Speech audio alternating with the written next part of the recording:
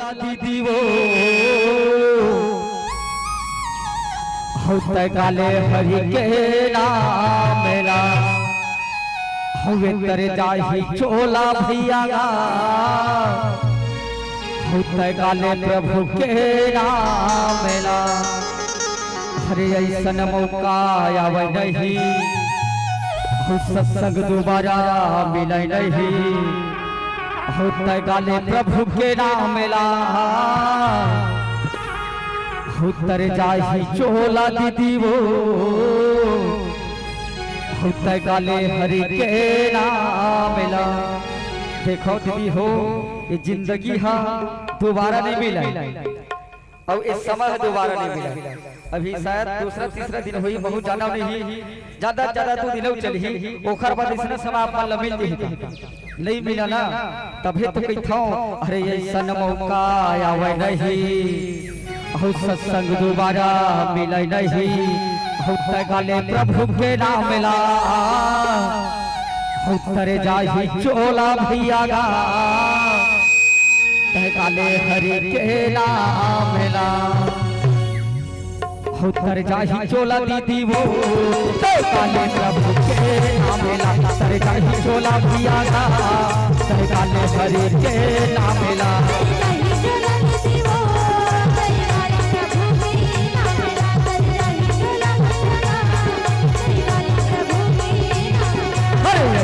मौका आवे नहीं सत्संग दोबारा मिले नहीं अरे ऐसा मौका आवे नहीं सत्संग दोबारा मिले नहीं काले प्रभु के नाम मिला तर जाही चोला दीदी हो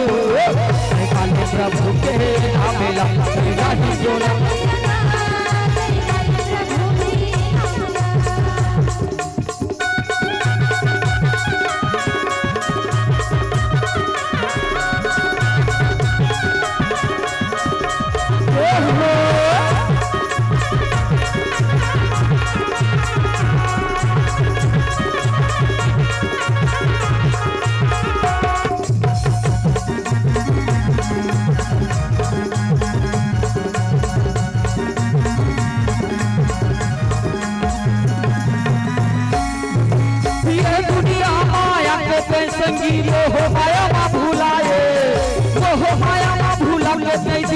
प्रभु भजन नहीं गाए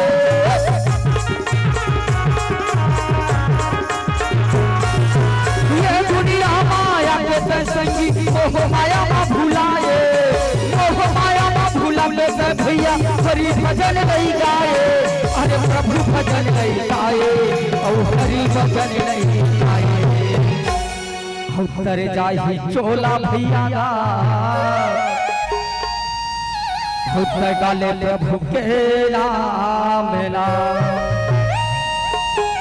ये तर जाही चोला दीदी वो काले प्रभु के नाम मिला।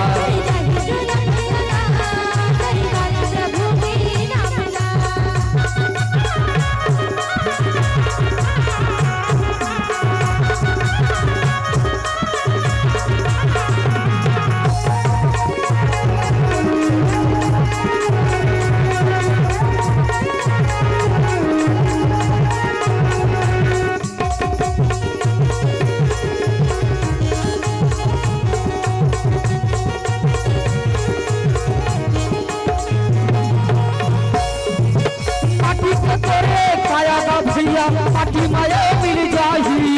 प्रभु भजन मन लगा ले चोला हर करे जाही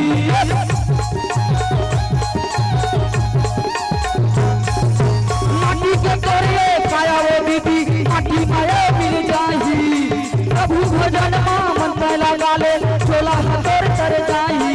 अरे काया हर करे जाही अरे चोला हर करे जाही।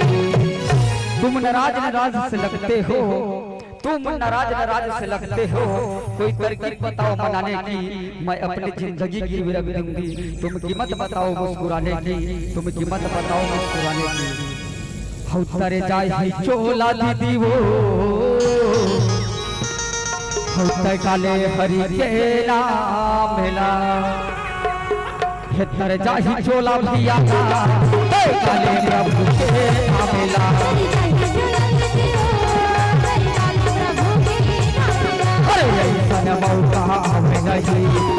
दोबारा मिले नहीं, अरे सन मौका अब नहीं, कसम दोबारा मिले नहीं, काले प्रभु के नाम ला सरकारी चोला दीदी हो, काले प्रभु के नाम ला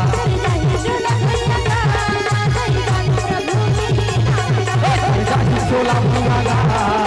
काले हरि के नाम ला सरकारी चोला पुराना काले हरि के नाम ला सरकारी चोला दीदी हो, काले प्रभु के नाम ला। प्रेम से बोल श्याम रामचंद्र की जय।